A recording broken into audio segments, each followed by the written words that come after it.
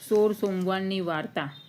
આ વ્રત શ્રાવણ માસના પહેલા સોમવારથી શરૂ કરવું અને 16 સોમવાર સુધી આ વ્રત કરી મહાદેવજીના મંદિરે જવું, ત્યાં શિવ પાર્વતીજીની પૂજા કરવી, એકટાણું કરવું અને મહાદેવજીની વાર્તા સાંભળવી।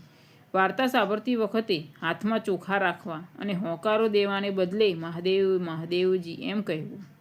શંકર અને પાર્વતી પોતાના મંદિરમાં બેઠા છે અને બેઠા બેઠા ચોપાટ રમે છે। એમની રમત તપોધન બ્રાહ્મણ બેઠો બેઠો જુએ છે। એને કોણ હાર્યું કોણ જીત્યું એ કહેવાની સૂચના શંકર પાર્વતીએ આપી। પહેલી વાર શંકર ભગવાન રમત જીતી ગયા અને બ્રાહ્મણને પૂછ્યું, કોણ હાર્યું કોણ જીત્યું? ભગવાન, આપ જીત્યા અને માતાજી હાર્યા, બ્રાહ્મણે કહ્યું। બીજી વાર પાર્વતીજીની જીત થઈને બ્રાહ્મણે પૂછ્યું, કોણ હાર્યું કોણ જીત્યું? ભગવાન, આપ જીત્યા માતાજી હાર્યા। ત્રીજી વખત પાર્વતીજી જીતી ગયા અને બ્રાહ્મણને પૂછ્યું, બોલ ભાઈ, કોણ હાર્યું કોણ જીત્યું? ભગવાન, આપ જીત્યા માતાજી હાર્યા। આ તપોધન બ્રાહ્મણ 2 વખત જૂઠું બોલ્યા, કારણ કે એને તો શંકર ભગવાનને રાજી કરવા હતા। આથી પાર્વતીજી ક્રોધે ભરાયા અને બ્રાહ્મણને શ્રાપ આપ્યો, હે બ્રાહ્મણ, 3 બાજીમાંથી 2 બાજી હું જીતી છું, છતાંય તું જૂઠું બોલ્યો, એટલે મારો તને શ્રાપ છે કે તને આખા શરીરે કોર ફૂટી નીકળે। અને તરત બ્રાહ્મણને આખા શરીરે ત્યાં ને ત્યાં જ કોર ફૂટી નીકળ્યો। એટલે બ્રાહ્મણને શ્રાપ મુક્ત કરવા માટે શંકરજીને અને પાર્વતીજીને બંનેને આજીજી કરવા માંડી અને માફી પણ માગવા લાગ્યો। પણ આ શાપ તો પાર્વતીજીએ આપ્યો હતો એટલે કંઈ થઈ શક્યું નહીં। એ તો ત્યાંથી ઊભો થયો અને રડતો રડતો ચાલી નીકળ્યો। તપોધન બ્રાહ્મણ પાર્વતીજીના શ્રાપને લીધે કોઢિયો થયો। તેની સાથે સાથે અનેક દુઃખોમાં આવી પડ્યો। એક સાધુ મહારાજ આગળ બ્રાહ્મણે પોતાના દુઃખોની વિગત જણાવી અને આનો કોઈ ઉપાય બતાવવા કહ્યું। સાધુ મહારાજે શિવજીની ખરા દિલથી તપસ્યા કરવાની સલાહ આપી। આથી બ્રાહ્મણ હિમાલયમાં કૈલાસ પર્વત ઉપર શિવની તપસ્યા કરવા ચાલી નીકળ્યો। તે જતો હતો ત્યાં બદામી રંગની એક ગાય મળી। એને બ્રાહ્મણને ઊભો રાખ્યો અને પૂછ્યું, હે તપોધન ભાઈ, તમે રડો છો કેમ? અને આમ રડતા રડતા ક્યાં જાઓ છો? આથી બ્રાહ્મણે મારીને બધી વાત કરી। આ સાંભળી ગાય બોલી, ભાઈ, હું પણ ઘણી દુઃખી છું। મારા આંચળ દૂધથી ફાટ થાય છે। મને કોઈ દોહતું નથી અને મારા વાછરડા મને ધાવતા પણ નથી। માટે મારા પાપનું નિવારણ પણ પૂછતા આવજો। સારું કહી એ તો આગળ વધ્યો। ત્યાંથી થોડેક આગળ ગયો ત્યાં એક ઘેરા બદામી રંગનો ઘોડો મળ્યો। ઘોડો પણ દુઃખી હતો। એને બ્રાહ્મણને પૂછ્યું, હે વિપ્રદેવ, તમે આમ રડતા રડતા ક્યાં ચાલ્યા? અને બ્રાહ્મણે ઘોડાને બધી માંડીને વાત કહી સંભળાવી। એટલે ઘોડો બોલ્યો, અરે ભાઈ, હું આટલો બધો રૂપાળો અને કદાવર છું, છતાંય કોઈ મારી ઉપર સવારી જ કરતું નથી। તો મારા પાપનું નિવારણ પૂછતા આવજો। ભલે કહી બ્રાહ્મણ આગળ વધ્યો। થોડેક દૂર ગયો ત્યાં રસ્તામાં એક ઘટાદાર આંબો આવ્યો। આંબા ઉપર કેરીના લુમખા અને લુમખા બાચેલા છે।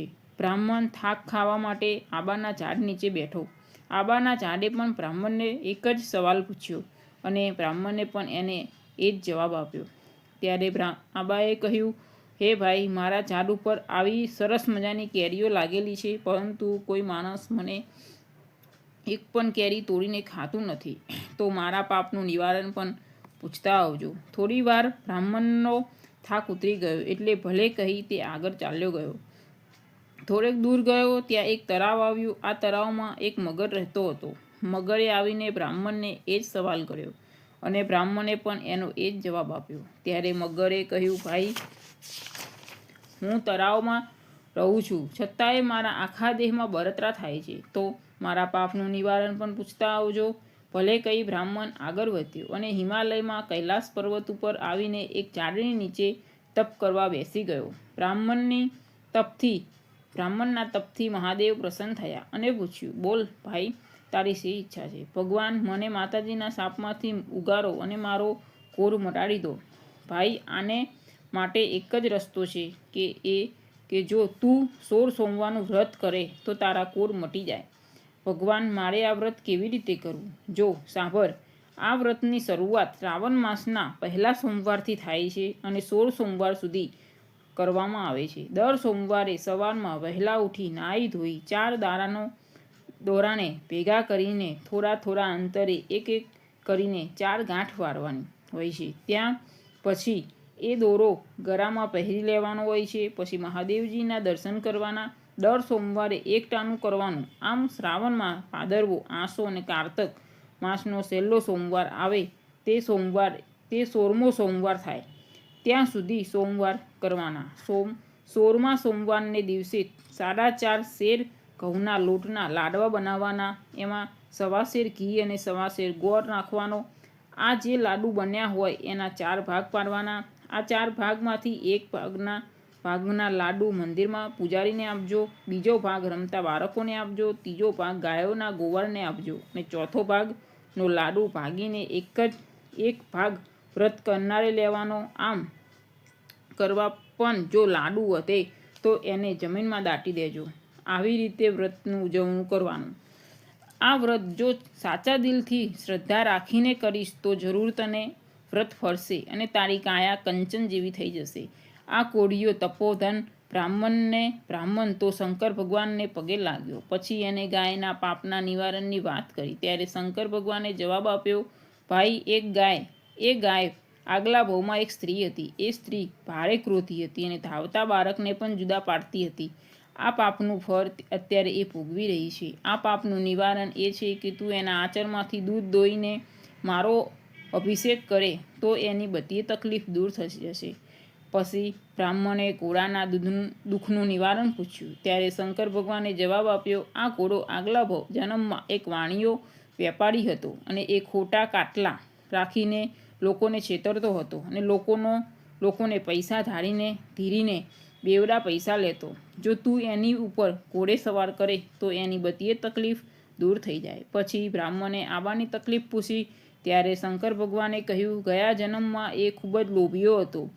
એ ખૂબ જ લોભ કરતો હતો અને કોઈ જાતનું દાન પુણ્ય કરતો નહીં. એ આબાની નીચે ધનના ચરુઓ દાટેલા છે. એ કાઢીને જો તું એ ધન સત્કર્મમાં વાપરે તો એની બધી મુશ્કેલીઓ દૂર થઈ જશે.